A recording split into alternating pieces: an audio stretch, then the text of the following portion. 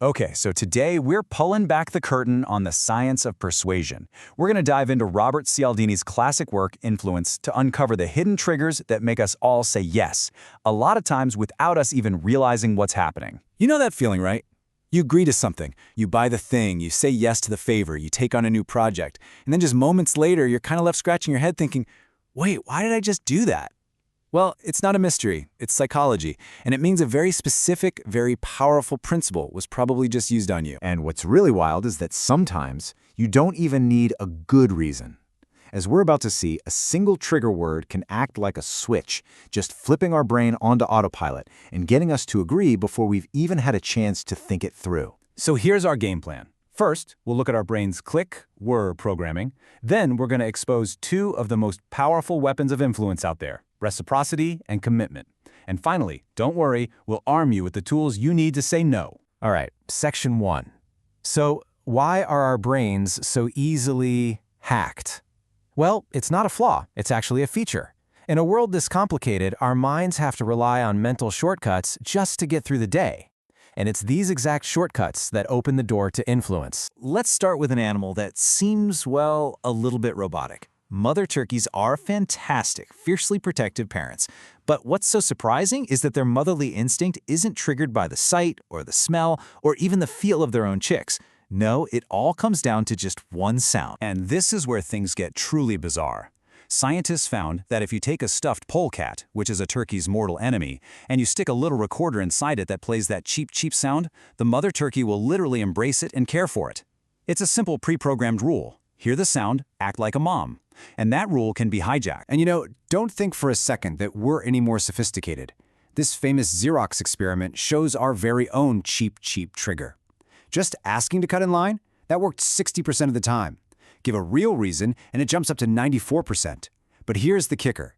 Giving a completely meaningless reason, because I have to make copies, which, duh, it's a copy machine, worked just as well. The trigger wasn't the logic. It was the magic word, because. This is what Cialdini calls the click-whir response. The word because is the click, and our automatic, mindless agreement, that's the whir of the tape playing in our head. It's a mental shortcut that saves us a ton of time, but it's also a huge vulnerability just waiting to be exploited. Okay, so how do people actually exploit this click-whir response? Let's dive into the first and maybe the most powerful weapon in the arsenal. It's a rule that's deeply embedded in literally every human culture: reciprocity. At its core, this rule is really the bedrock of society. I mean, it lets us give things away, resources, favors, information, knowing we'll probably get something back later. It's the glue for trust and cooperation.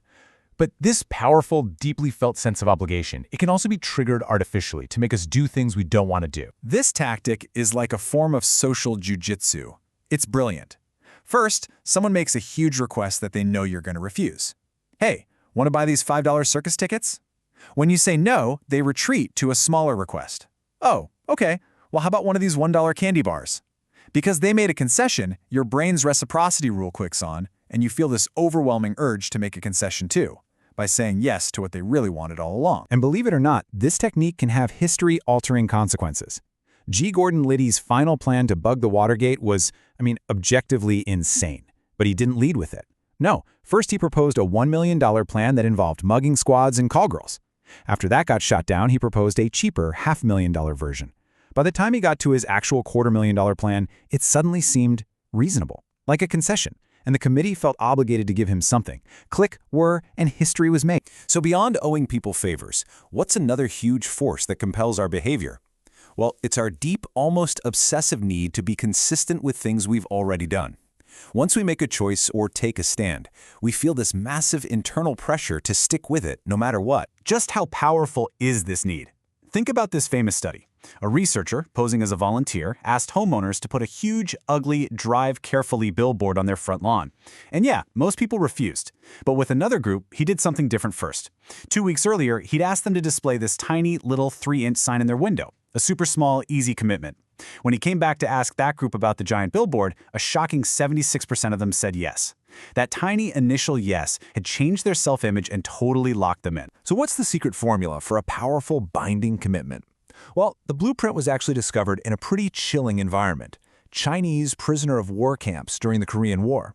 They figured out that to change a person's core beliefs, you first get them to make a tiny commitment, like writing down just one small, seemingly harmless criticism of their own country. The keys are right here. Make it active, so they have to physically write it. Make it public, so other people see it. Make it effortful, so it feels like it has weight. And, crucially, make it feel internally motivated, not forced.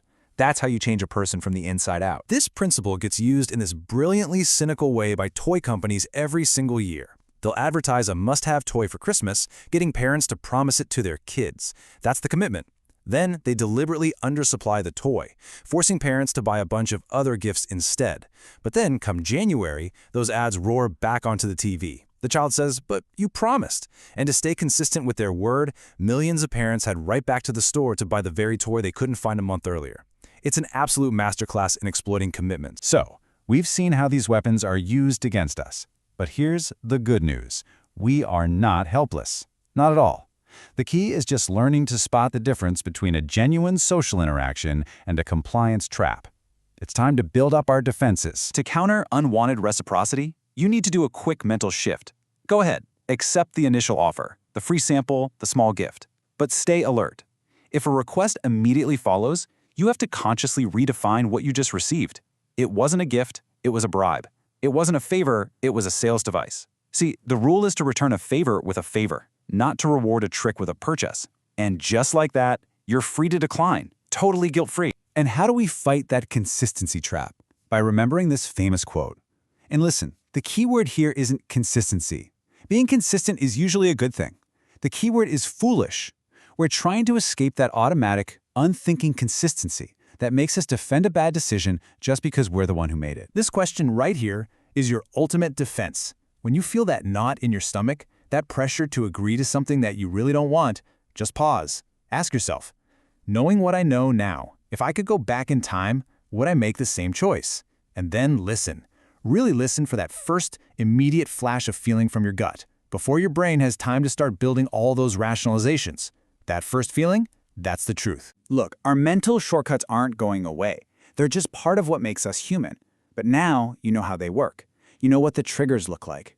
And you can start to spot when they're being pulled for someone else's gain. The question isn't if they're being used on you anymore.